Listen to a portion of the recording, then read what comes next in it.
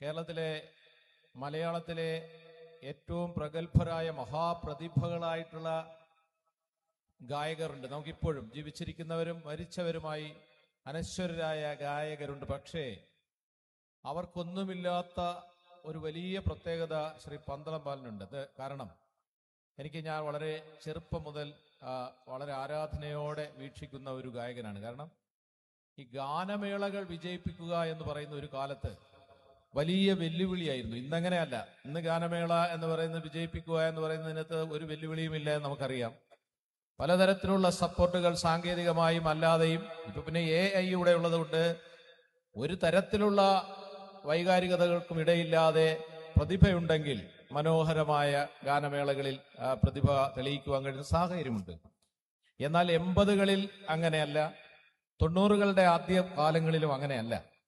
ഗായകനും ഈ ഇരിക്കുന്ന പക്കമേളത്തിനിരിക്കുന്ന മഹാകലാകാരന്മാരും അവരുടെ മാത്രം കഴിവുകൊണ്ട് അവർക്ക് ലഭിക്കുന്ന മൈക്രോഫോണിന്റെ ഏറ്റക്കുറച്ചിലുകളുടെ എല്ലാ പരിമിതികളെയും അതിജീവിച്ചുകൊണ്ട് ഇന്ന് കാണുന്ന ഈ ഫീഡ്ബാക്കിംഗ് ഒന്നും ഇല്ലാത്തൊരു കാലത്ത് മഹാഗന്ധർവ ഗായകർ ഗാനമേളകളിൽ പരാജയപ്പെടുന്നത് കണ്ടിട്ടുണ്ട് ഞാൻ.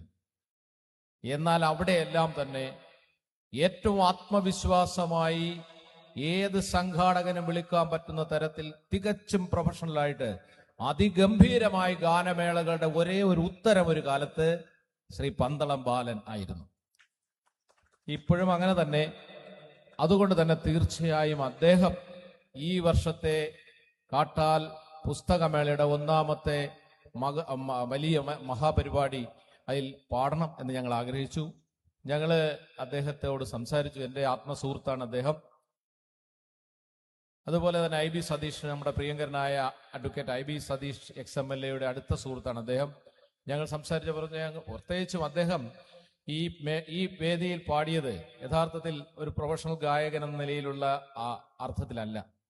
അദ്ദേഹം ഇന്ന് അദ്ദേഹത്തിന്റെ മറ്റെല്ലാ പരിപാടികളും ഒഴിച്ചു വെച്ച് പാടുന്നത് അദ്ദേഹം കാട്ടാൽ പുസ്തകമേളയുടെ ഒരു ഭാഗമായതുകൊണ്ടാണ്. അദ്ദേഹം പറഞ്ഞു, സാരമില്ല, ഞാൻ വന്നിരിക്കും, ഞാനത് നയിച്ചിരിക്കും, എന്റെ മേള ആണ് എന്ന് അദ്ദേഹം പറഞ്ഞു. അതിനനുസരിച്ച് തന്നെ അദ്ദേഹം ഇന്ന് നമുക്ക് അതിമനോഹരമായ രീതിയിൽ, ഉദാഹരണത്തിന് നമുക്ക് എല്ലാവർക്കും അറിയാം, കേരളത്തിലെ ദ്രുത സംഗീതത്തിന്റെ ഏറ്റവും പ്രധാനപ്പെട്ട ഐക്കണായിട്ടുള്ള കിരൺദാസ് മുരളി വെറുതെ ആണെങ്കിൽ പോലും 2 പാട്ട് പാടി പോയ ഒരു വേദിയാണിത്. ആ വേദിയിൽ സർഗാത്മകമായ ഗാംഭീര്യം കൊണ്ട്, അതായത് അതിഗംഭീരമായ മെലഡി കൊണ്ട് നമ്മുടെ ഹൃദയത്തിലേക്ക് ഇടിച്ചു കയറിയ ഗായകനാണ് ശ്രീ പന്തളം ബാലൻ. അദ്ദേഹത്തിന്റെ നേതൃത്വത്തിൽ ഗായത്രി നമ്മുടെ അനിയത്തിയാണ്.